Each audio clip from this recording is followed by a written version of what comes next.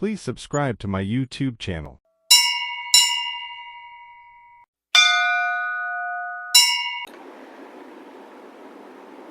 தில்லை அம்பலத்தை ஆள்கின்ற அமைபாகன் பொற்பாதம் போற்றி வணங்கவும் திருச்சிற்றம்பலம். இந்த டைகான் சேனல் உறவுகளுக்கு அன்பு வணக்கம். நான் உங்கள் ஜோதிடர் சத்யதாஸ் கபில்.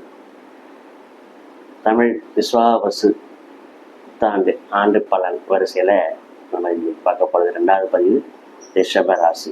ரிஷபராசிக்கான இந்த வருஷம் எப்படி இருக்கும் அப்படின்னா, இவ்வளோ நாளாக உங்களுக்கு ஜென்ம குரு ராசியிலேயே குரு இருந்து கொஞ்சம் துன்பத்தை கொஞ்சம் கஷ்டத்தை தான் கொடுத்துருந்தாங்க.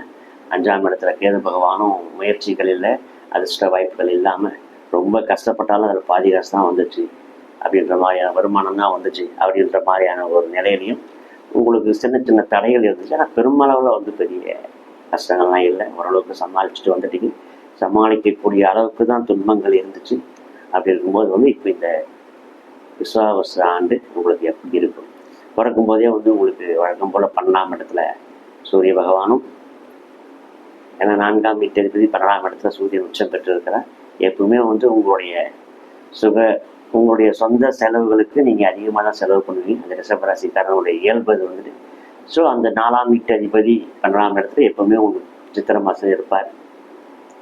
அடுத்து சந்திர பகவான் உங்கள் ராசியை ரிஷபத்தில் உச்சம் பெறக்கூடிய உங்களுடைய தைரிய வீரியஸ்தானத்துக்கான அதிபதி சந்திரன் உங்களுடைய வீட்டிலேயே 6ஆம் இடத்துல சுவாதி நட்சத்திரத்தில் இருந்து இந்த ஆண்டு பிறக்குது. 3ஆம் வீட்டு அதிபதி சந்திரன் 6ஆம் இடத்துல ராகுவுடைய தன்னுடைய நட்பு கிரகமான ராகுவுடைய சாரம் பெற்று புத்தாண்டு பிறக்கிறது உங்களுக்கு ஒரு விசேஷம்தான். அதுக்கு மேலே இந்த ராகு கேது பயிற்சி லாபத்தை கொடுத்துட்டு இருந்த ராகு பகவான் சனி பகவானோட சேர்ந்து 10ஆம் இடத்துக்கு பயிற்சி ஆகிறார்.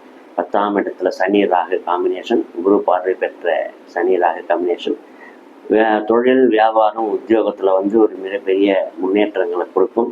அதிகமாக உழைக்கும் நேரம் அதிகமாகும். அதுக்கேற்ற வருமானங்களும் உங்களுக்கு ஈட்டு தருவார். நிச்சயமாக லாபங்கள் வரும். முக்கியமாக ஜென்ம குரு விலகுதுங்க உங்களுக்கு சித்திரை மாதம் 29ஆம் தேதி, அதாவது மே 12ஆம் தேதி இந்த ஆண்டு உங்களுக்கு அந்த ஜென்ம குரு விலகி தனஸ்தானத்து பொருள் வருமானம் தரக்கூடிய ஸ்தானமான 2ஆம் இடத்துக்கு குரு பகவான் போகிறாரு. ரிஷபராசிக்காரர்களுக்கு குரு நன்மை செய்ய மாட்டார் என்றாலும் அந்த 2ஆம் இடத்துக்கான ஸ்தானத்தை நிச்சயமாக அவர் கொடுத்தே தீர்வார். அதனால் எந்த வகையிலையும் உங்களுடைய சனி ராகுடைய அந்த உழைப்புக்கேற்ற வருமானங்களை நிச்சயமாக தருவார். அது எதுவும் மாற்று கருத்து இல்லை. கேது பகவான் 5ஆம் இடத்துலேருந்து ஒரு சுணக்கத்தை கொடுத்துட்டு இருந்தார். எல்லாத்துலேயுமே ஒரு விட்டேத்தியான மனதில் பிள்ளைய பக்கமும் சரியில்லை, அம்மா அப்பாவும் சரியில்லை, பிறந்த தோஷத்துல தான் பிறந்ததே வேஸ்ட்டு அப்படின்ற மாதிரியான ஒரு மனக்குழப்பத்தில் இருக்கிறவங்களுக்குலாம் ஒரு தெளிவு கிடைக்கும். நிற்கிறதுக்கு நேரம் இல்லாமல், சாப்பிட்றதுக்கு நேரம் இல்லாமல், உழைப்புக்காக ஓடிட்டே இருக்கணும். கமிட்மெண்ட் நிறைய இருக்கும். ஏகப்பட்ட இந்த வேலை செய்யலாம் அந்த வேலை செய்யலான்ற கமிட்மெண்ட்டுகள் உங்களுக்கு நிச்சயமாக இருக்கும். ஸோ அந்த மாதிரியான ஒரு பரபரப்பான ஒரு ஆண்டாக இந்த விஸ்வாவசு ஆண்டு இருக்க போது உங்களுக்கு எதையும் முன்கூட்டியே திட்டமிட்டு நீங்கள் செய்யக்கூடிய எல்லா விஷயங்களுமே மிகப்பெரிய வெற்றியும் திட்டமிடுவீங்களானா நிச்சயமாக திட்டமிட்டு தான் எல்லா காரியத்தையும் பண்ணுவீங்க.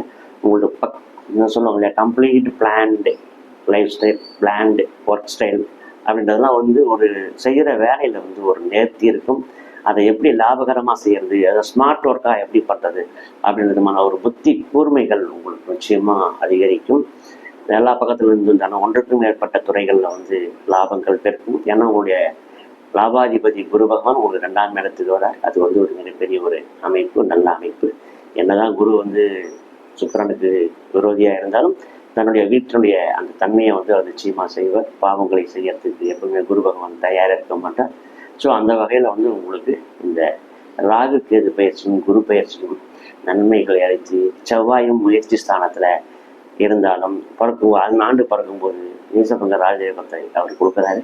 ஸோ எல்லா வகையிலுமே உங்களுக்கு இந்த ராகு கேது பயிற்சி, குரு பயிற்சி, இந்த ஆண்டு கடைசியில் மாசி மாதத்தில் பார்க்க போகிற சனி பயிற்சி எல்லாமே ஒரு வெற்றியின் முகமாக, வெற்றியின் ஆரம்பமாக உங்களுக்கு இந்த ஆண்டு இருக்க போது வாழ்க்கையில் ஒரு பிடிப்பு வரும், நல்ல ஒரு நிலைமை வரும். வாழ்க்கை துணையால் ஒரு நன்மைகள் இருக்கணும். அவங்க உங்களுக்கு ஒரு பேக் போனாக இருப்பாங்க. ஆனால் அந்த பெண்ணுக்கும் அந்த ஆணுக்கும் ஒரு முதுகெலுமாக இருந்து உங்களுக்கு பக்கபாகமாக இருந்து செயல்படுத்துவாங்க. 4ஆம் இடத்துக்கு எதுவும் 10ஆம் இடத்து சனியராகவும் அவங்களுடைய குரு பார்க்கறதும் வெளிநாட்டு வர்த்தகம், வெளிநாட்டு தொடர்புள்ள பணிகள், வியாபாரம், படிப்பு எல்லாமே மேன்மை பெறும். எல்லாமே வந்து உங்களுக்கு நல்லா இருக்குது. மோஸ்ட் ப்ராபப்ளி உங்களுக்கு தடைகள் எதுவும் இல்லாத ஒரு ஆண்டாக இந்த ஆண்டு சிறப்பாக இருக்கும் என்பதை வியப்பில்லை. நம்பிக்கையோடு இந்த புத்தாண்டை வரவேற்று கொண்டாடுங்க. எல்லாம் வல்ல இறைவன் உங்களுக்கு நல்ல ஆசீர்வாதங்களையும் நல்ல தனப்பிராப்தியையும் நிச்சயமாக தருவார். 4ஆம் இடத்துக்கு கேது அலைச்சல் கொஞ்சம் அதிகமாக தருவார். நேரத்துக்கு சாப்பிட முடியாது அப்படின்னு நம்ம சொன்னோம். ஸோ அந்த கேதுனுடைய மூலியமாக ஏற்படக்கூடிய அந்த அலைச்சலை குறைக்கிறதுக்காக பைரவர் வழிபாடு பண்ணுங்கள். முக்கியமாக வந்து கால பைரவருக்கு ராகு காலத்தில் பூஜை பண்ணுவோம். அப்படி எல்லாம் சண்டே ராகு காலத்தில் மிளகு தீபம் ஏற்றி அவரை வழிபட்டுவாங்க. உங்களுக்கு அந்த நிம்மதியான உறக்கம், நிம்மதியான சாப்பாடு, நிம்மதியான பயணம், மன உளைச்சல் இல்லாத வாழ்க்கை இதெல்லாம் உங்களுக்கு நிச்சயமாக கிடைக்கும் என்று சொல்லி அடுத்த பதிவில் சந்திப்போம். நண்பர்கள் அனைவரும் வந்து இந்த சேனலை சப்ஸ்கிரைப் பண்ணுங்கள், லைக் பண்ணுங்கள், நண்பர்களுக்கு ஷேர் பண்ணுங்கள். ரிஷபராசி வந்து உங்களுக்கு பிடிச்சிருக்குன்னு நினைக்கிறேன். அடுத்த பதிவில் நம்ம மிதுன ராசியை பற்றி பார்ப்போம். நன்றி, வணக்கம், வாழ்த்துக்கள், வாழ்க வளமுடன்.